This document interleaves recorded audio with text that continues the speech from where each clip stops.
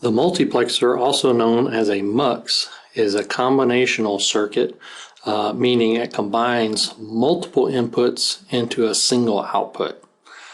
This is a truth table for a multiplexer that has two data inputs and one selection to select which input is going to be transmitted to the output or used for the output.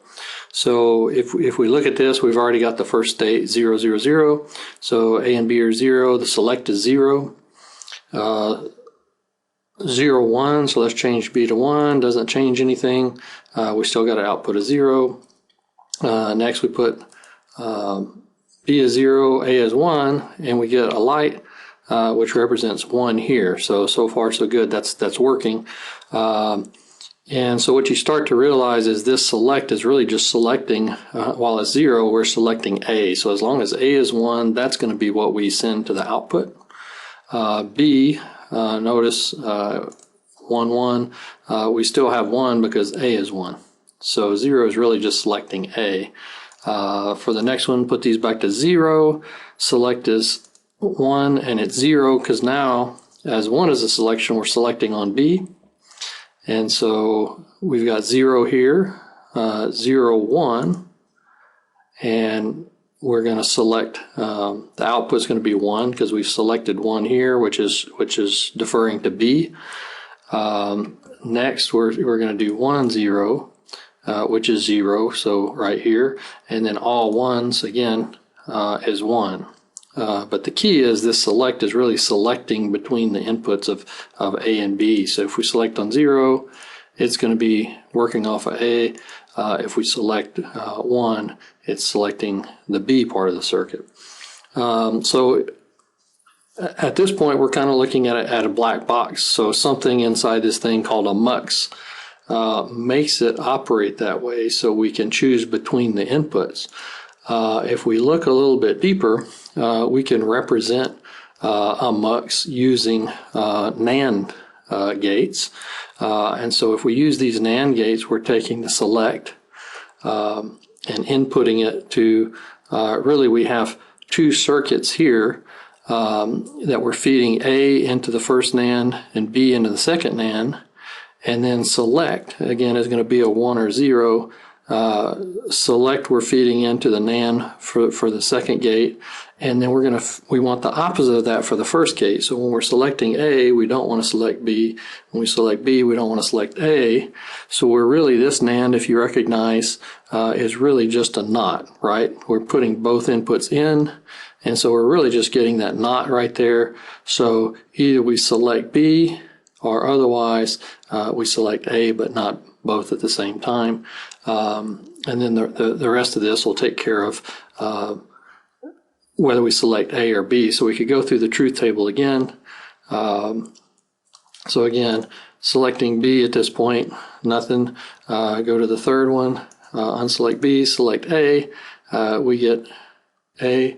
A and B. Again, remember selection is just selecting on, but for 0, we got A. So if we go to 0, 0, and we select, we got 0. We select B. We're selecting B because now B is selected, right? So select A doesn't make any difference. So that's the last one down here. So we can go through all the options of the truth table. I think I skipped 1 or 2. But this circuit is equivalent to our previous simulation where we have the MUX. So keep this in mind as we go over and look at our hardware simulator.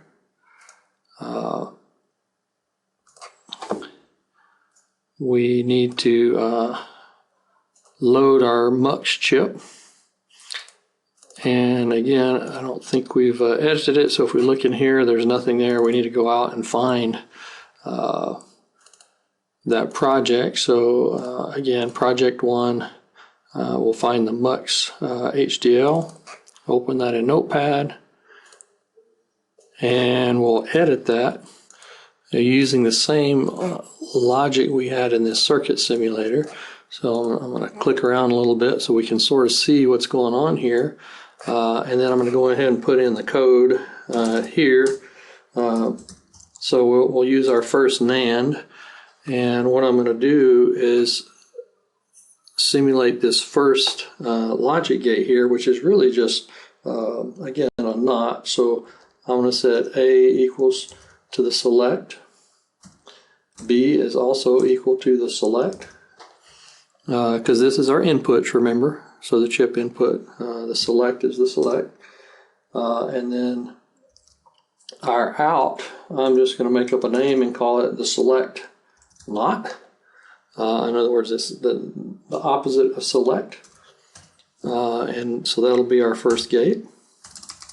I need another NAND. And this time I'll go down and I'll say A equals A. And so I may be doing them a little bit backwards here from what I have listed here, but I like A equaling A instead of A equaling B, so I'm really switching those two. But this is the NAND I'm doing. So then B, the input, is going to be the output of this one, which is select NOT, right? So I'll go ahead and put that in. And then I need an output, so I'm going to put out. And this time I'm just going to say N1 is my output. So if I put a label over here, I would need to have the output of this line right here would be called N1. So later on I'll probably call this one N2. So let me create another NAND for that bottom one to do B. So the A part of this is going to be the select line, and then B is just going to be B, right? So A is select, B is B, and then I'm just going to call the output equal to N2. So remember that. This is N2 for later. And then my last one is just to combine those together. So the last NAND is going to be A is equal to N1, B is equal to N2, right? So N1 goes into A, N2 goes into B, and then we're just going to say out equals out, okay? Because we're actually getting the output at that point. So this should be our two input mux. I'll go ahead and save this. We need to reload our mux chip because we've edited it. So I'm going to load that and check our code down here. So all the code we just performed loaded. We're going to do the quick check. So I'm just going to load the mux test script, and I'll go ahead and run that. And it's going to go through and check all the different values in here without me having to go in and verify manually kind of the truth table. And so end of script, comparison ended successfully. So we successfully implemented our mux with these 4 NAND gates. So hopefully that gives you a little bit of help on that. And